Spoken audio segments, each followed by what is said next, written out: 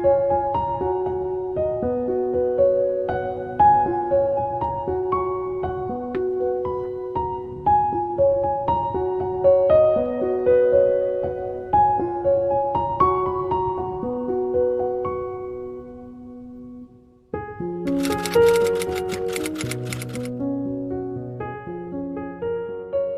my lovely bookish friends, and welcome back to another video. Now, as you can see, things didn't quite go to plan for this wrap-up video. Usually I film an outro and an intro where I chat to the camera for a bit, and I did film one for this video, but there was some sort of problem with the SD card and the audio got corrupted. I was going to film another one, but actually I'm at a book festival where I'm one of the authors there, so yeah, things just got a bit hectic, so this is the best I could do. So I'm sorry about that, but let us get to the books. First up, we have the third and fourth book in the Lockwood Co series. I'm just going to give you the general synopsis. This series essentially just follows a group of teenagers who fight against this epidemic of ghosts. I know that's a very basic synopsis, but it sums it up quite well. I adore this series. I started reading it in May, and now I've only got one left to read, and I'm so excited, and also don't want to read it because then it's over. I'm actually filming a reading vlog for the whole series where I will fangirl to my heart's content because I absolutely love it.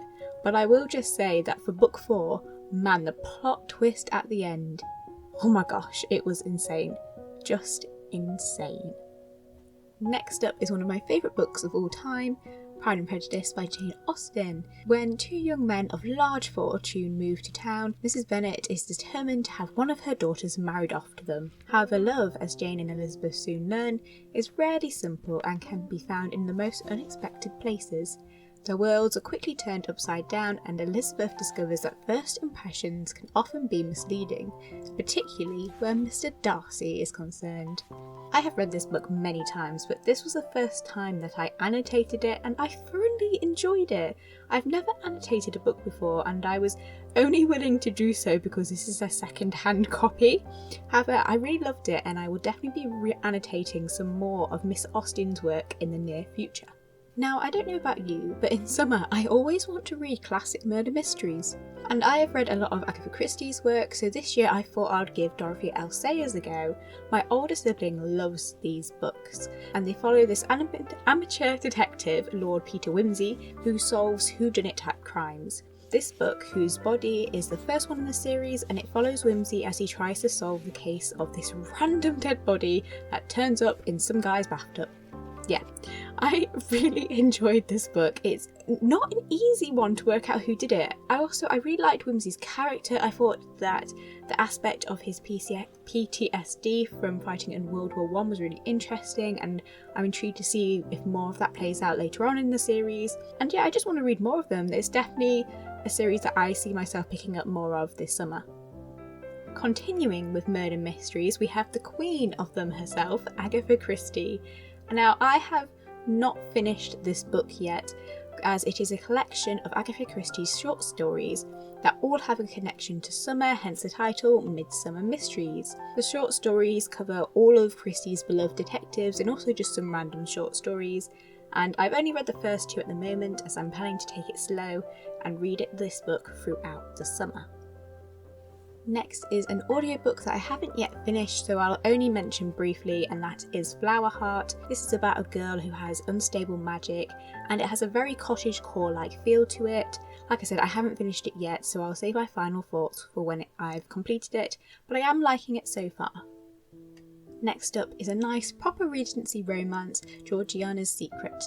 This follows our lead girl, Georgiana, who pretends to be a cabin boy on board her father's navy vessel, and she has this kind of friends to lovers romance with one of the lieutenants. This book I downloaded ages ago, and I can't remember if I got it for free or like 80p or something like that, and it just pleasantly surprised me. It was cute, clean romance, and the concept was a bit different and quirky. I just binged it in a night. And talking about binge reading, the next books I read were the last 4 volumes in the manga Xaviers Cafe in Another World.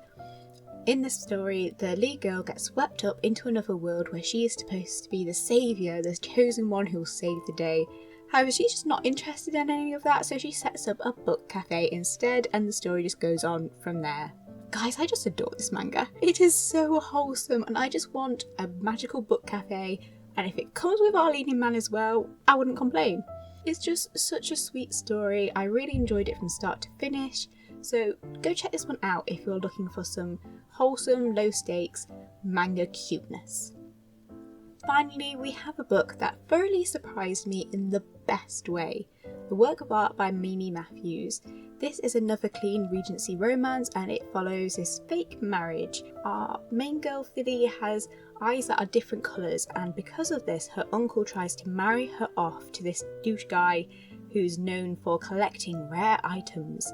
So she marries someone else instead to get out of it, Captain Hayward, who is an injured war veteran, and things go off from there. I absolutely adored this book. I stayed up late to finish it and then ordered a physical copy. It was just so good. And this one I know I did get free on Kindle, so I wasn't really expecting too much from it. I mean, I had read a novella by the same author and I did really like that, so I wanted to try out more of her stuff, and it was just wonderful. What really worked about this whole fake marriage concept was that they were essentially friends, like recently become friends, before it all, the fake marriage sort of trope started. And I think that's what made it work really well, and made what trope that sometimes can be a bit meh and questionable just really work.